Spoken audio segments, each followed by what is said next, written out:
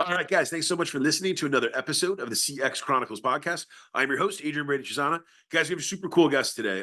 Sean Albertson is going to be joining us. Sean is a fellow CXer and an individual who's got an awesome background, awesome sets of experiences. And just like every single one of us, guys, he's thinking about customer experiences, employee experiences, and thinking about how to build incredible customer journeys every single solitary day. So, Sean, why don't you say hello to the CX Nation, my friend?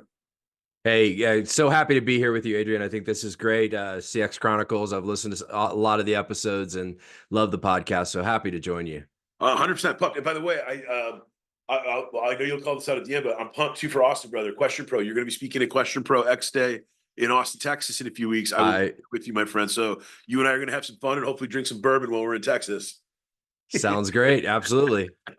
So, Sean, how'd you get into the space, man? Start off like we start off every one of these episodes. Just spend a couple minutes, kind of like, what was your draw? What was your draw to wanting to work in customer experience? What was your draw to wanting to work with customers or work with customer facing teams? How'd you get into this whole world? Yeah. So, I mean, it started for me in the 90s. And I am, before it was called CX, I was in customer service, right? I started, on the phones and moved through management of a contact center, a call center back then, for financial services, and really touched about every part of the experience I could, because I was in operations, but I also did training, I did quality, I even ran some kind of tech and knowledge base solutions early in the days before they were common. So everything in my career was really pointed at this view of the customer. And then, as the industry was really forming into, surveys and research and data, I followed suit and became a more traditional CXer. But through my 25 plus years, I've done customer experience from about everywhere in the organization. So obviously starting out, my heart being in the contact center directly with the customer, but into marketing. I spent time in marketing, product and pricing. I spent time on digital teams and IT teams, doing customer experience, all of the above, and then even in deep data and analytics teams as well more recently. And it's just really my career evolved as CX evolved ultimately. But it is so important because, one, I'm a customer, and being a customer sucks today. And if I can help anybody improve that, I'm going to do my best to be able to do that, because I want it selfishly to my experiences to get a lot better. I love that. You're right, man. It's like every single solitary one of us can probably think of an experience literally in the last week as a customer in customer shoes where like you're just like, what the hell was that about? Whether it's dealing with the cable company, dealing with the phone company. I don't know about you, Sean, but I am my wife always gets mad at me. Like it's like I'll be in a retail store and I'm like, why did they set it up like this? And it was just set up like that. Everybody Right. having a better. So like every one of us has one of those experiences where like you just know something's off and you know something's wrong. But I love it, man. What were some of the companies early on in your career, man? Just out of curiosity, that kind of got you started, or if you're able to share, like what types of companies or what types of industries were you really kind of digging into and spending some of that early, boots on the ground, hand to hand combat with customer type of work? What type of industries or what types of companies were you actually working at? Yeah. So my career has been split across pretty much financial services and telco. So I spent time at my first real business that I worked with is a mutual fund company that got absorbed by Bank of America. They don't even exist anymore.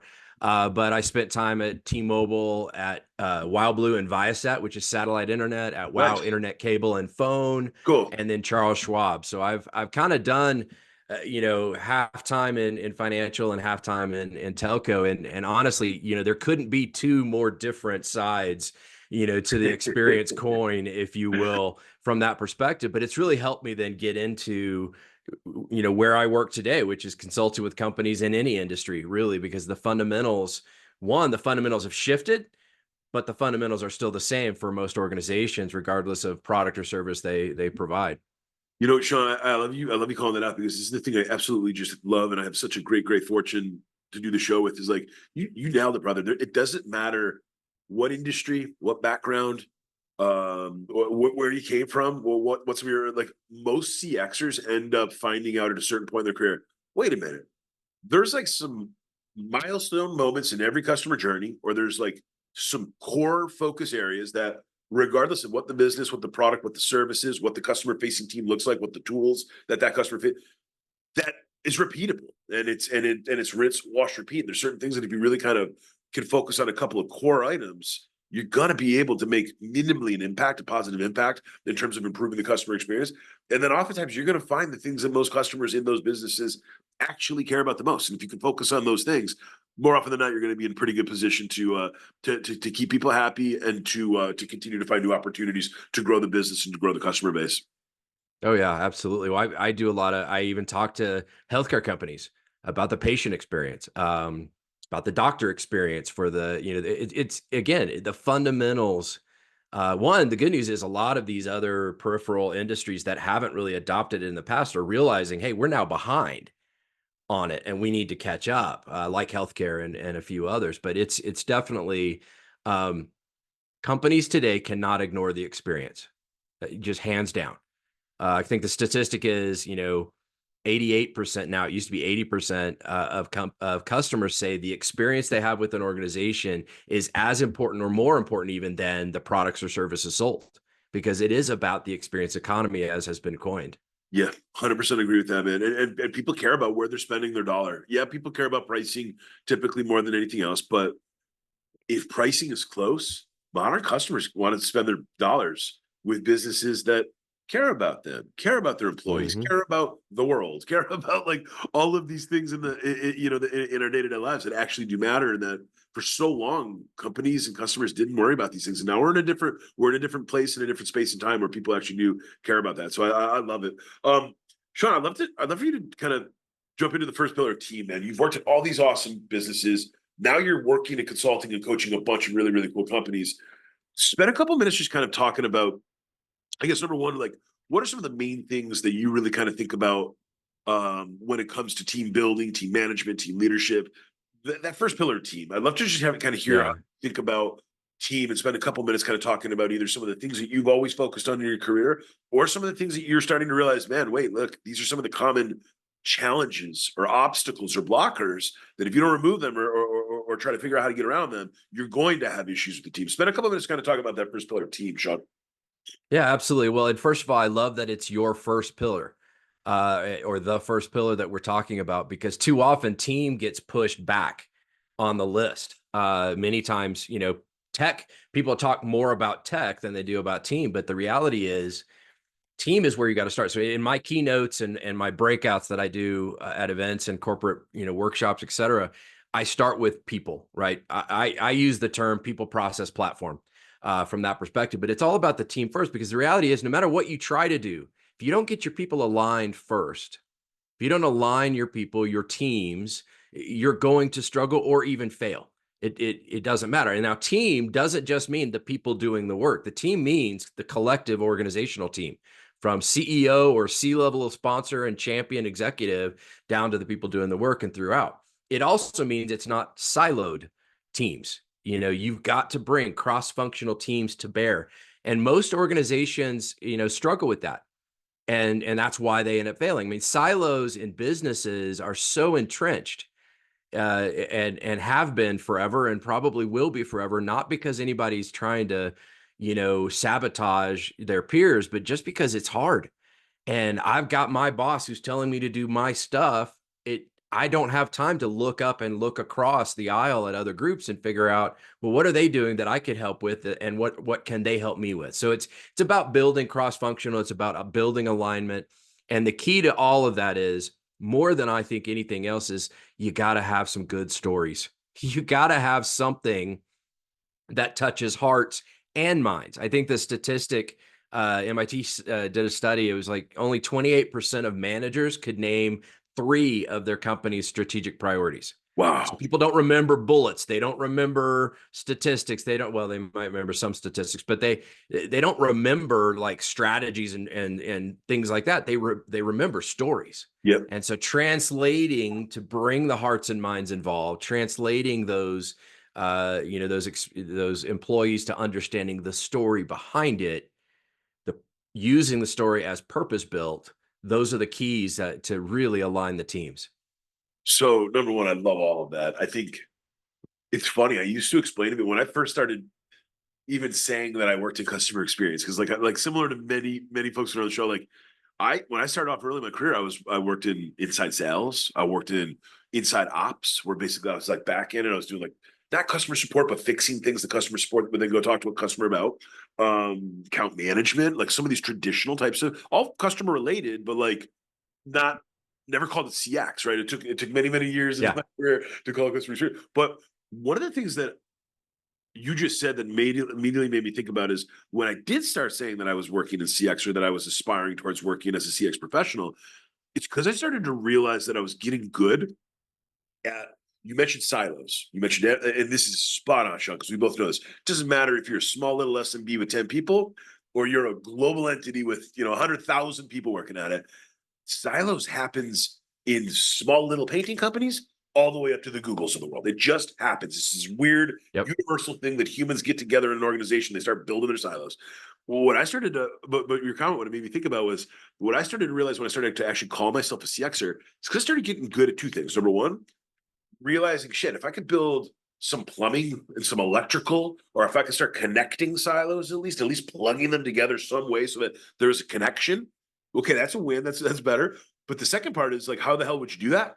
It was storytelling. It was I started Yep. realizing that I was getting good and maybe sitting with the sales team and saying, guys, you got to understand from an operative perspective, if you look at X and Y and Z and you keep trying to sell it this way, we will never be able to deliver the X, Y, and Z the way that you're telling the customer. Then you wonder why customers hate us and you wonder why churn is a problem and you wonder why renewals don't happen. So that's like one example. So like trying to tell stories across sales and marketing. I'd say the last 10 years of my career has all been about getting sales and customer success to talk. And then most importantly, sales, marketing, customer success, and product to get on the same freaking page and tell the same stories because it's the same thing. There's natural silos that are created. There's natural goals and focus areas that those different subject matter experts have. Salespeople want to go hunt, right? They want to get the next logo, get the next dollar in the bank, Yep. get the fine, great. We need the world runs on salespeople. We need sales.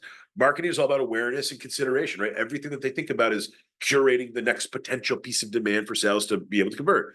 Success, it's all about retention, protection, loyalty, like keeping things in the hopper. Product is a funny one because product sometimes I wonder about them because they kind of no, I'm kidding. I'm kidding. Well, like there's Well, it depends if they're instead of just major. getting. Yeah, if they're major engineers, you have to worry about it because they have this way of thinking that's very different. Yeah, absolutely. 100%. I was saying I love all my product friends. Some of my best friends in the world are product people, but you're right. It's storytelling, man. It's being able to like take the good, the bad, the ugly, make sure that there's some type of understanding around those things, and then making sure that people understand the why across different silos or why different silos have different tendencies or different things. So I love that, Sean. That's awesome. One example, if you had one example or one like little short story to share, what was throughout your career or with all the companies that you've been able to work with, has there been like one tactic or one activity that you've done that you'd want to share with our listeners to get them to think about that they could bring back to their company around how to get better at storytelling or how to get better at bridging of silos, if you will? Yeah, absolutely. And I mean, actually, I built my business around what I would say is my primary story. Because people see this and they say, with CX for rocks, what is this rocks thing and so forth. But ultimately, when you look at the customer journey, which is really what everybody is now measured against, my entire journey, not my call, not my web experience, it's my entire journey. Well, the reality is, in business, we like to think we're designing very straight, easy, journeys. Think of them as a lazy river that the customer is on an inner tube with a cold one, enjoying the sun, right? That's what we think we're building. No, the Yeah. customers are facing winding rivers with whitewater rapids, waterfalls, and all of these obstacles because their experience is full of rocks. Their journey is full of rocks, and those rocks you really translate to broken processes, poorly trained agents, technology that doesn't work right. So as companies, our objective, we want to create these great seamless experiences, but our objective is to find and remove the rocks that are causing the most trouble for the customers. But it's not just going out and saying, all right, randomly, reactively, I'm going to, like many companies do, I'm just going to grab rocks and start throwing them out of the river. Well, you actually have to do the research to understand at what part of the journey are the rocks the most dangerous. That's why they have, classifications, class 1, 2, 3, 4, 5, 6 in rapids. So the reality is it's doing the research and understanding. So I've used that story with companies to talk about and get them to think more about customer experience holistically at a higher level and more emotionally about, yeah, I as a customer, I don't want a rocky, journey and experience with a company. I want it to be nice, and I want that cold one and the warm day. That starts to help people talk about it. And then you talk about, well, customers are passing by your part of the river in the contact center, or your part of the river in the digital team and the website. You've got to make sure you're looking up and downstream to make sure you're getting a solid handoff of that customer journey, because otherwise you're creating challenges between, from the digital site and to the mobile app, to the chat bot or the chat, and then to the agent.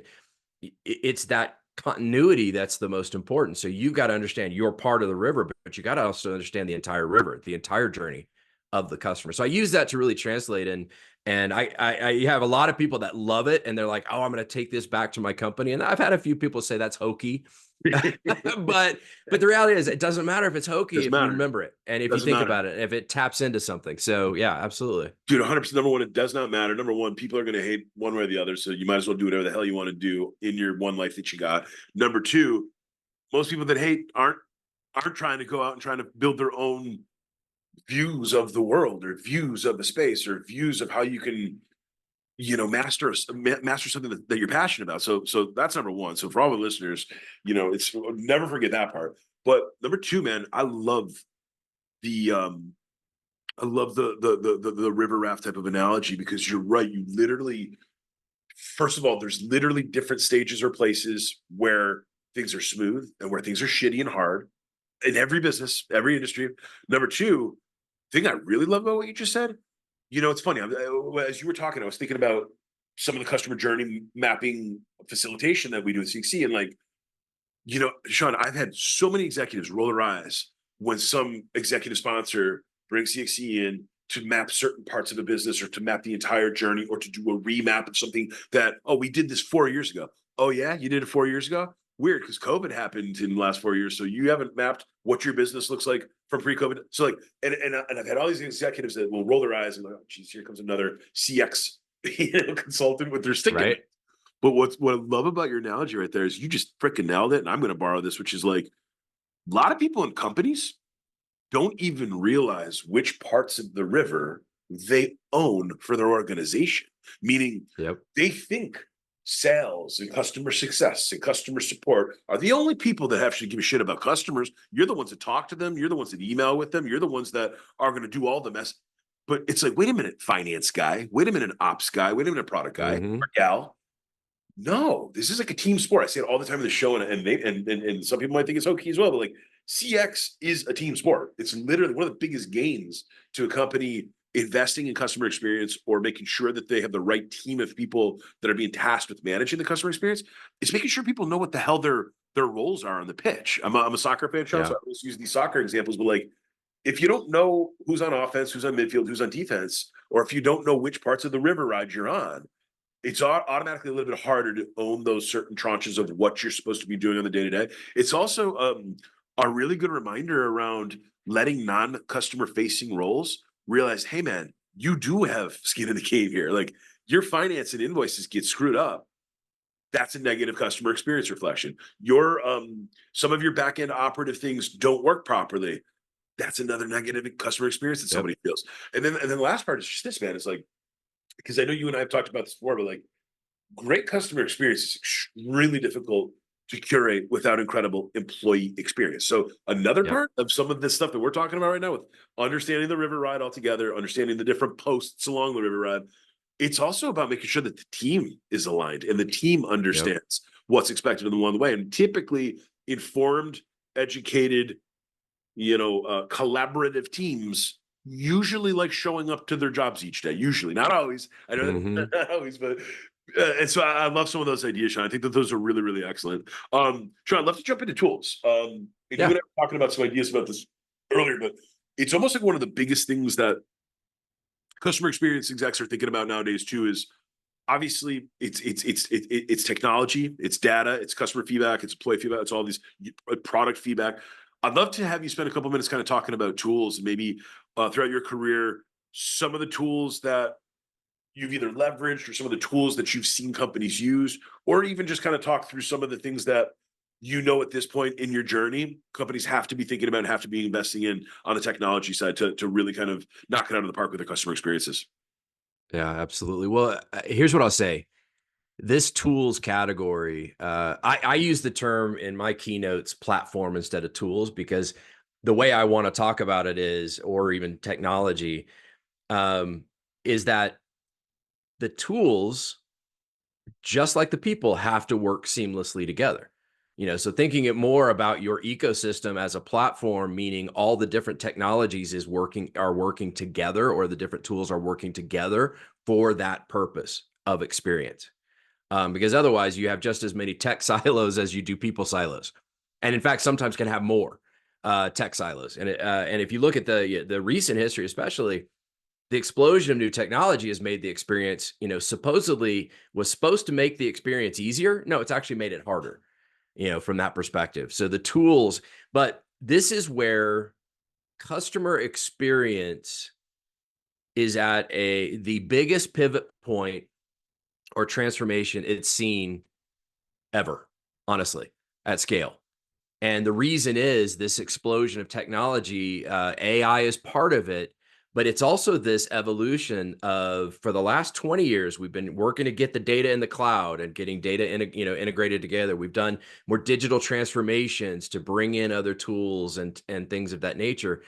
And so we're at the point now where, to do experience, you have to be an expert in the tools, meaning the data tools and the experience tools, the actual execution tools, as a CXer. And it's one of the things I'm talking about a lot to folks. I mean, I call it CX on the rocks, not going back to the other rocks, but if you think about it, CX, the people are on the rocks because people are getting laid off in the Yep. tens of thousands, Yep. CXers, You're absolutely right. across the US. But also, at the same time, the experiences are tanking. I mean, all of the most recent results of experience metrics that look industry wide, or more globally, show us at one of the biggest declines in the last year. Well, those two things are probably related. You get rid of your CX people, you're going to suffer.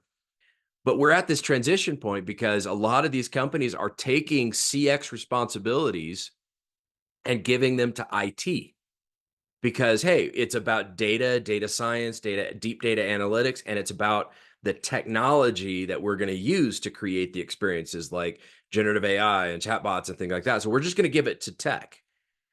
The CXers, especially those traditionalists that are really focused, and I know we're going to get to kind of process and feedback, but a lot of the processes and feedback processes associated with CX historically aren't going to be the same anymore. Survey fatigue is real. People don't want to take surveys. It's just it's not there. But the technology is there. You don't have to take as many surveys. You can use it just as a validation of your expectations by, as we talked earlier, AI studying the calls either in real time or after the fact to understand sentiment, to estimate effort, to predictively estimate the outcomes, and then use that within the tools to change the outcomes. So it's all becoming this technology. And so this challenge in the industry and in the space is that this pendulum is swinging towards IT being the solutioners. But I think everybody knows IT is great at tech, great at data. They don't really understand the human side of your business. Yep. So if they're left to that work, they're gonna, yeah, they may do some cool, flashy tech stuff, but it won't really be tied to the experience. But the CXers have to help those IT teams come more towards the humanistic side, and the CXers though need IT to help them become more experts in data and analytics and deeper work than they've a lot of times had to do, Yep. because teams cannot get away with just being the survey team anymore. You Yep. you have to be deep analytics. Now the good news is those tools that we're talking about can help you there as well. They can up level and upshift. And I do a lot of consulting with companies of how to do that. Is how do you get your CX people that know the customer, they know the experiences, they know what needs to happen. How do you up level their capability at a deeper level? How do you turn them into data scientists without sending them back to school, for 4 years? And there are tools now that can help with that, but it really takes this strategic understanding of this shift in the industry and where it's going. And that's one of the biggest challenges I think a lot of companies have right now, is still living in the past and not really understanding or thinking about where this industry and where this work is taking all of us. I love that, Sean. I think you're spot on. A couple things to unpack. Number one, yeah, companies are intro. No offense to our IT friends. I've got many friends that are incredibly smart, brilliant, fucking awesome people that run or IT teams, across the country. But companies and industries are in trouble if we start punting off CX to IT because of everything that you just said, and then on top of it, there's still this. One of the things that I think many CXers or many people that don't understand CX intimately miss about our space is we're almost like translation experts in a business. Mhm. We're almost like these guides who can like these like nomadic individuals that go from sales to ops to marketing up to C-level down to extended leadership over to team to a team and even desk leadership and management, and we translate things. We understand what different thoughts, goals, ideas, core focus areas are. We bring them to other places. We talk about them. Back to your point about storytelling, I've literally always said if you want to be an awesome CX, you get ready to tell a good damn story. You got to be able to tell a story. If you can't tell a story, and if you can't keep somebody's attention for more than a couple minutes, maybe there's other things out there that you want to do. But like it's that translation, it's that storytelling, and then I would argue it's doing the full loop around where after you've made your rounds, you do it again with all of the new information, all of the updated stories, all of the things that you learned about the different lands that you went to explore inside of your own freaking company. And the reality Yeah. is, it doesn't matter what your seniority level is. Doesn't matter whether you're the CEO, or whether you're a director, whether you're a manager, or whether you were a brand spanking new customer support agent sitting on the front lines banging out 100 calls a day. We've all got different points of view. We've all got different points of reference. And then and this is why CX and EX guys better be married, man. It better be really, really close together. There's things that across those different levels of sophistication, subject matter expertise, people don't realize. They don't know. A CEO's job is wildly different than the person that's sitting on the bench every day doing 100 phone calls.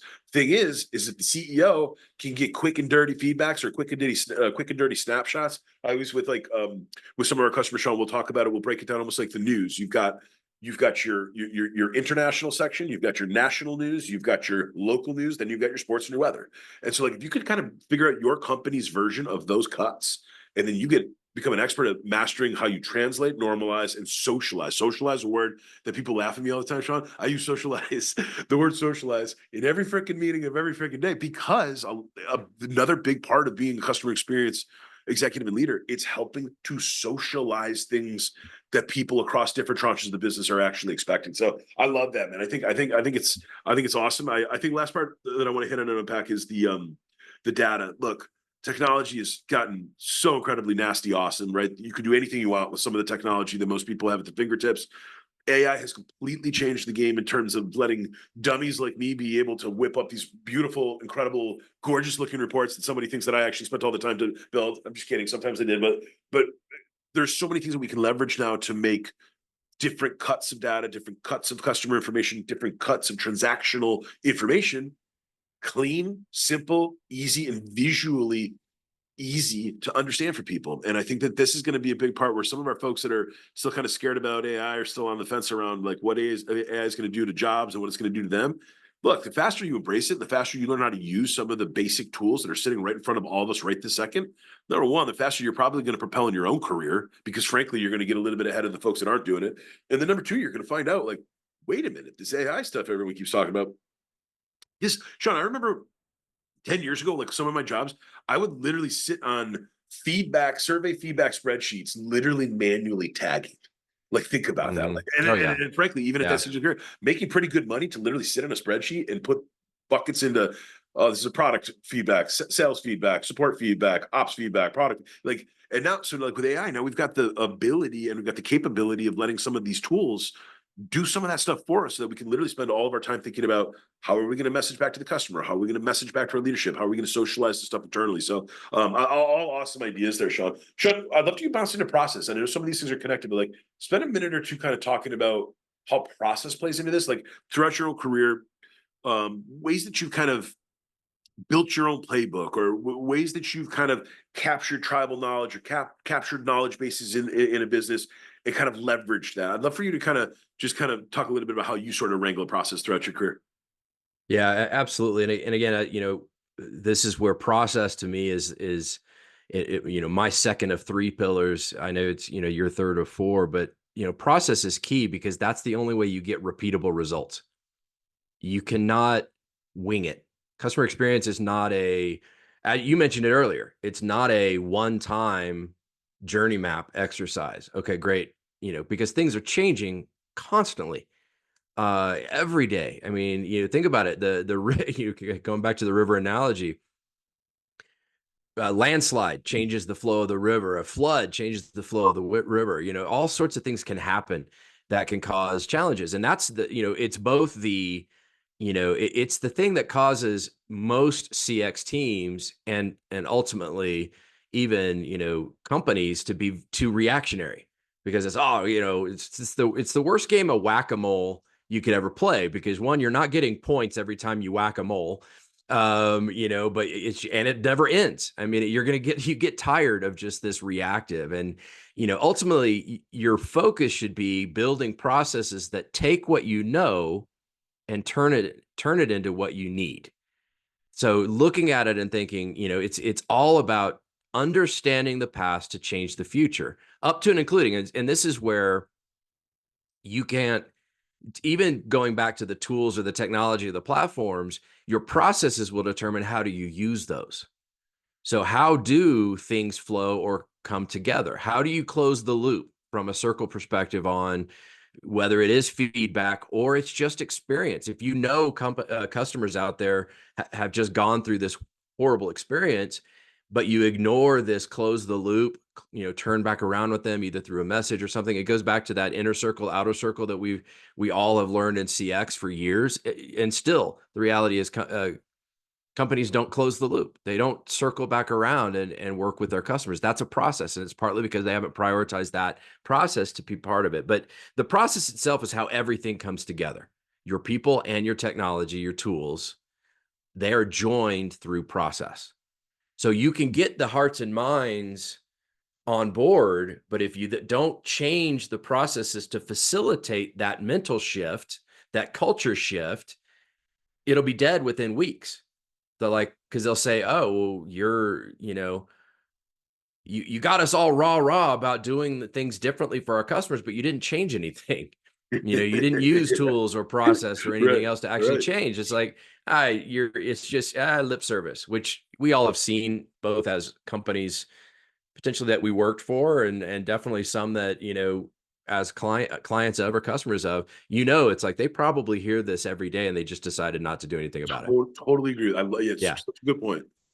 But I think this is though, and I think this process, and it kind of goes into feedback, because I think feedback is becoming part of the process, within that. And, it is to understand and still listen.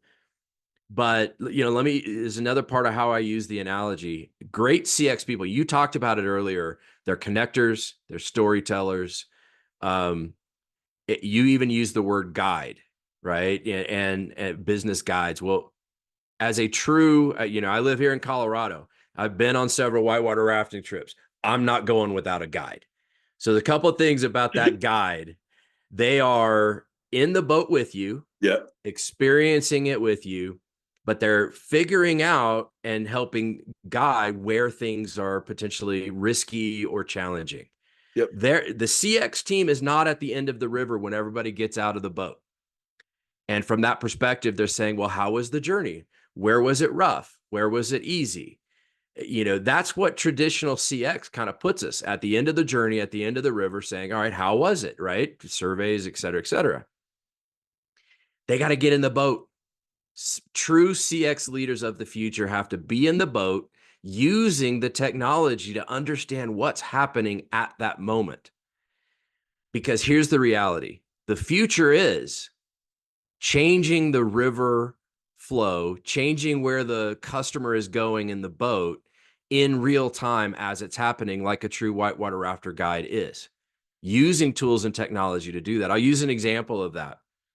A company, I had an issue with a company and I didn't know about it, but proactively they reached out to me and said, "Hey, you got this coming on in about a month. You may want to take care of it." Oh, great. Proactive, awesome. I read the email and said, "If you have questions, click here for more information." Clicked, went right to the website, perfect spot for the FAQs. Great. Well, I still had some questions. It seemed through my reading that I was going to have to, I was going to have to go in person, and I didn't want to do that if I could avoid it. So I picked up the phone. I'm over 50, so my first step is not chatting or anything. I picked up the phone, I dialed it, Hey, the phone still works perfectly fine, Sean. yeah, exactly. Well, baby. yeah, 52% of our of recent folks we recently studied and surveyed still say phone is their first choice. Me too. Me too. Yeah. Same. So 100%. picked up the phone and the IVR that press 1, press 2. It immediately said, "Hello, Mr. Albertson. I see this is going on your account. Is this why you're calling?" They knew that was a risk point, and they intercepted it instead of letting me choose numbers. And I said, "Well, yes, it is." So they routed me directly to the group. So great, experience in the IVR. Someone answered the phone. "Hello, Mr. Albertson. I see this is why you're calling. What can I answer for you?" I asked my question. They gave me yep. You, unfortunately, based on what you just described, you are going to need to come in person. But I tell you what, here's a link. I just sent it to you via text and email. Click on it, schedule your appointment. All right, picked a time that worked for me. I got reminders a week out, 3 days out, that, hey, this is, this appointment, all with options to schedule or reschedule or cancel, right? All the things we normally see. But again, they're putting that into my journey. They're orchestrating my journey. The night before my appointment, I get a different message. It says, "Hey, when you get to the location tomorrow, to the offices, click this link here." Again, text and or email. I got both. So I walk across the door, I click the button, and all of a sudden it says you're 608. And I'm like, we're on 604. Wow, that's awesome. I literally barely sat down. I was like, go to desk 6. I go to desk 6. The person there, "Hello, Mr. Albertson. I got this pulled up. Let's get this knocked out for you so you can get on with the day."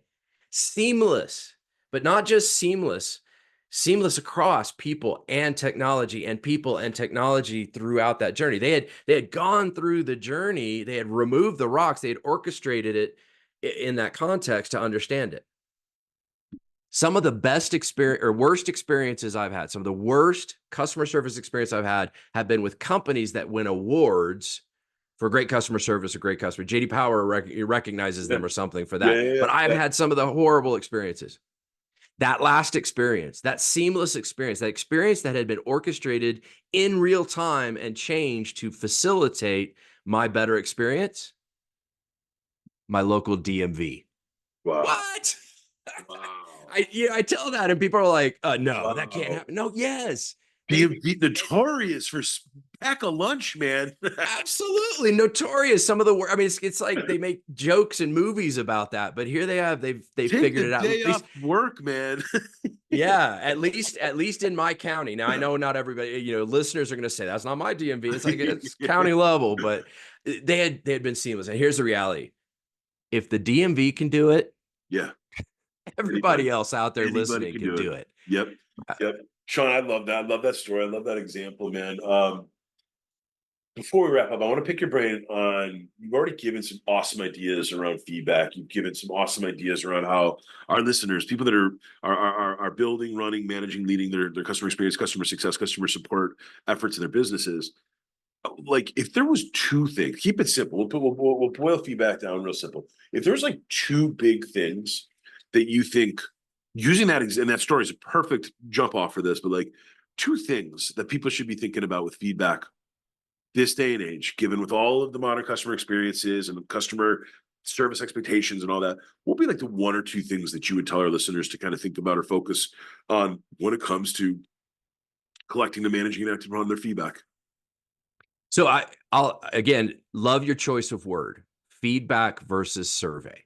Let's just say that, because in this new age where AI can summarize Yep. the experience, they can do predictive analytics on what the sentiment or the effort might have been. They can do analytics and predict loyalty. I mean, a lot of companies these days are using predictive NPS. They're using Yep. predictive customer effort score. They're using, so the reality is all this technology can do that, and it can actually change and so forth. What we can't lose is still coming back to some level of feedback. Here's the good news. What was always argued as, well, I don't believe this NPS score here, or I don't believe that score there.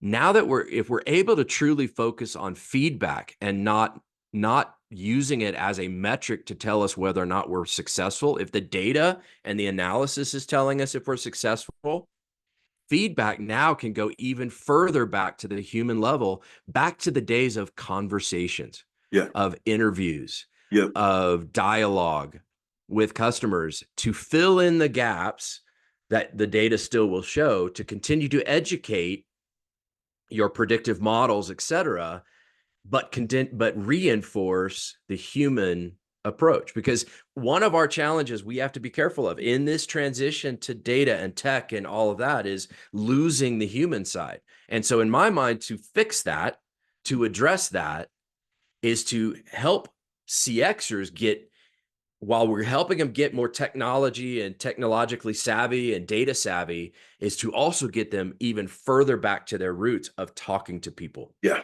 Yep. The deepest relationship studies through that process can be identified from the data and then interviewed and reinforced. And the kinds of things that you'll find that, the things below the surface, if you will, that are causing bigger challenges that might be missed elsewhere come out of that. And so in this weird way, of transition, we have this opportunity to take all of that transition to tech, all of that push to tech and data and formality, but as CXers, keep a hand back in those more earlier days of, let's just talk to customers. Yep. Forums, focus groups, conversations, interviews, because that you can use at a qualitative level. And guess what? You can get some of your best stories, going back to the storytelling, Yep. from those conversations, good, bad, or ugly. Yep. So the reality is really having that opportunity, because then that interview that you just had can be summarized via AI, studied with 50 other interviews. And now you've got trends, you've got themes, you've got all of that you've not been able to do before. And I actually work with a company that actually has developed a AI chat bot for customer interviews Nice. that, as well. So again, that you can even do some of that at scale, but I don't want to lose sight of talk to customers. CXers hide too often behind surveys and things like that. This gives us a chance, through the efficiencies and scale of tech and data and the prediction and the ability to use it for power. It actually gives us a chance to get back more to talk to customers, really understand, peel the onion back even further. Don't let your company's shift to tech move everything that way. Almost use it as a pivot point to say, we're going to do all this tech, but we're going to start doing stuff we haven't done in decades. We're going to start talking to our customers. Yep. And that opportunity is huge, because this pendulum will swing. Totally. It's going to go too far on the tech side. And, the reality is we want it to come back. We got to bring it back to the middle, but you got to be doing some things to bring it back to humanizing the experience. Because again, the more tech we throw at customers, like chatbots and things that get in their way of talking to somebody, the more they're going to demand a human experience and a human conversation and a relationship. Yep. I love it, man. Such excellent advice for our listeners. Hit pause, rewind, and go back in again. And this is a simple one, but take time to talk to your customers. It's so freaking simple, but it's so freaking good. And Sean, this is why I say it all the time on the show, man, but CX is modern selling. If you are talking to customers, you're listening, you're learning, you're absorbing, you're taking some of those gains and you're bringing it back into how you do your change management, your socialization across the organization. Positive things will come about from it. So, Sean Albertson, this has been an absolute pleasure, man. Before I let you go, where can people find out more about you, sir, or where can people get in touch with you if they'd like to keep this conversation going offline? Yeah, absolutely. So if you can't tell, I am a professional speaker. I speak at conferences. I do workshops. But my website, CX, the number 4 rocks.com. is where you can find all sorts of information about me, or connect with me on LinkedIn. I'd love to have a conversation with really anybody. But again, this is a passion point, obviously, as you and I have both grown up in this, and our customers deserve better. But it takes a new way of thinking to get to that point of creating the better experiences. And so let me know if I can help you. I love it, Sean. And I'm pumped to hang out with you in a couple weeks in Austin, brother. So looking forward to seeing you in Sounds person. great. We have a ton of fun. I'm pumped to see your presentation. CX Chronicles podcast will be there as well. So we've got some cool stuff that we're doing there too. So I'm pumped to get some hang time in Austin, man. All right. Sounds great. All right, Sean. Thanks so much for joining the CX Chronicles podcast, my friend. All right. Thanks, Adrian. Appreciate it.